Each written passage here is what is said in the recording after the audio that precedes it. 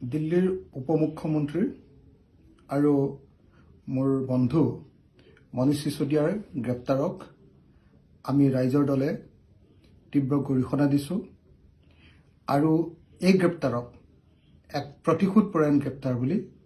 আমি ব্যক্ত কৰিব খুজিছোঁ। বিজেপিৰ নিচিনা এটা অত্যন্ত দুৰ্নীতিগ্ৰস্ত দল যি গোটেই দেশৰ সম্পদ গোটেই দেশৰ বজাৰ কিছুমান পুঁজিপতি আৰু কৰ্পৰেটৰ হাতত দি দিছে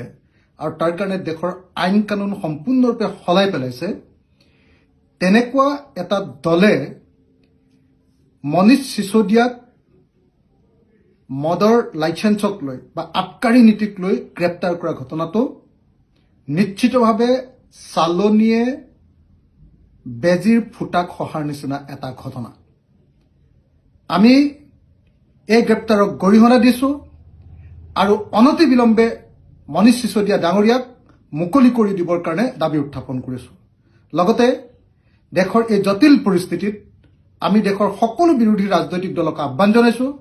যাতে সকলোৱে মিলি ঐক্যবদ্ধভাৱে